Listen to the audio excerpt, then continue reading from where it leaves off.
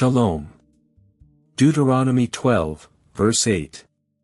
You shall not do according to all that we are doing here today, everyone doing what is right in his own eyes.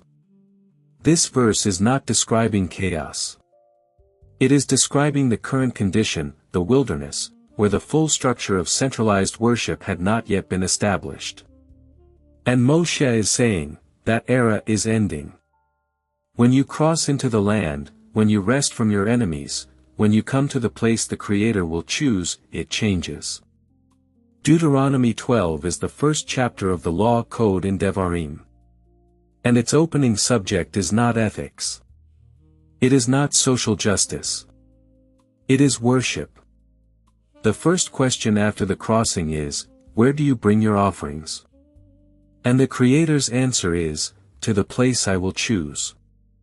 Not the place you choose. Not wherever seems right. The place I designate. This is Torah Sac Studio. We are walking through every chapter of Torah, one chapter at a time. Deuteronomy 12 opens Moshe's legal address with a command that shapes everything that follows: tear down the worship sites of the nations, and bring your offerings only to the place the Creator will choose. Open with me to Deuteronomy chapter 12, verses 2 through 3. You shall surely destroy all the places where the nations whom you shall dispossess serve their gods, on the high mountains, on the hills, and under every green tree.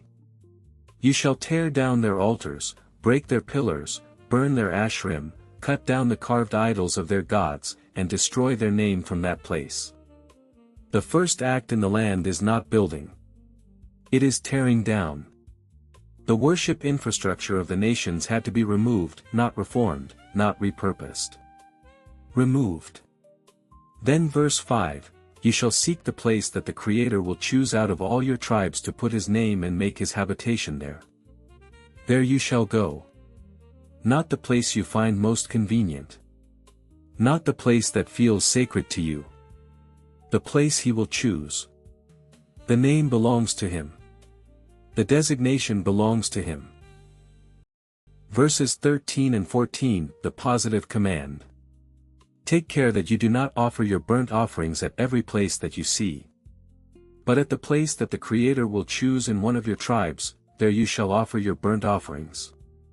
Then the recurring phrase of Deuteronomy 12, you shall rejoice before the Creator. The gathering at the chosen place was not solemn obligation only. It was celebration.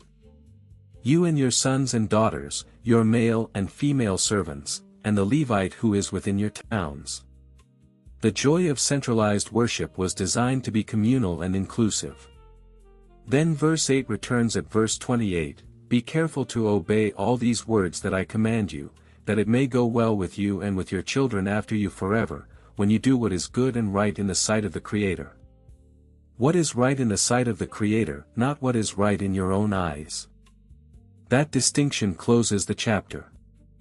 If this chapter raised a question for you, write chosen place in the comments.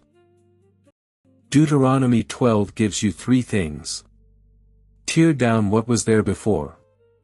The infrastructure of other worship cannot be repurposed. It must be removed before the Creator's worship can be established. The place belongs to him to designate. Not your preference, not your convenience, not your sense of the sacred. The Creator chooses where his name dwells. Do not do what is right in your own eyes. The closing warning of the chapter is also its governing principle. Self-directed worship, however sincere, is still self-directed. Where in your life are you worshiping at a place you chose rather than the place he designated? In Deuteronomy 13, Moshe addresses something more unsettling. A prophet arises, the sign he gives comes true, but he leads you away from the Creator. What do you do? Thank you for walking through Deuteronomy 12 with me. If you're studying through the Torah chapter by chapter, subscribe and continue the journey. Shalom.